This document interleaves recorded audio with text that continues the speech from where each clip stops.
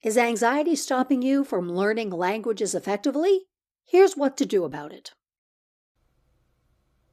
You've probably heard the expression that we live in an anxious age. And with everything that's going on in the world, it's hard not to be anxious. And if you have to learn a language for something in particular, like a job interview or a language exam, it's understandable that you would be anxious. But anxiety is something that you can control and that you should control if you want to learn a language effectively. And this video is going to explain why.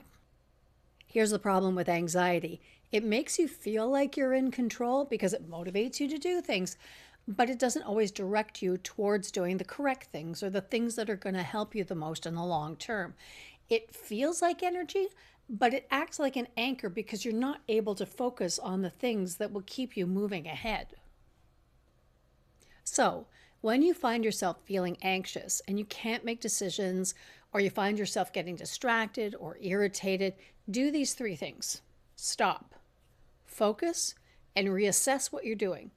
Does this need to be done right now, or can it wait for an hour or so? What is it that's making me feel this way? Am I mad because of something that happened earlier on in the day, or because of something someone said that made me feel bad in the past?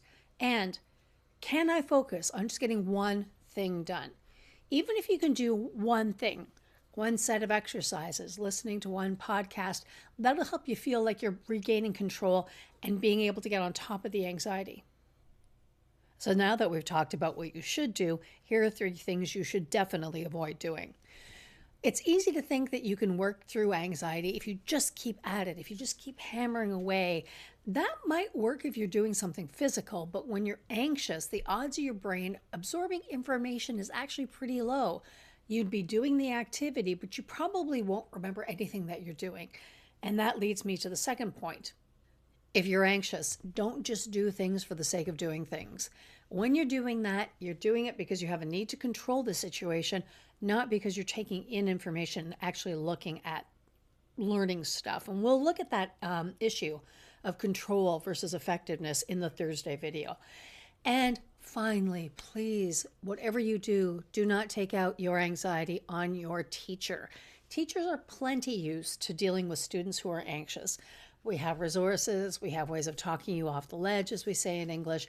But if you take it out on us and you start yelling at us because you're anxious, you might find that we're not quite as willing to help you later on. And as always, if you have any questions or any comments, don't hesitate to get in touch. I can be reached by email at detuatulearning@gmail.com or via Instagram at the handle @yourlangteacher. Thanks very much, and talk to you soon.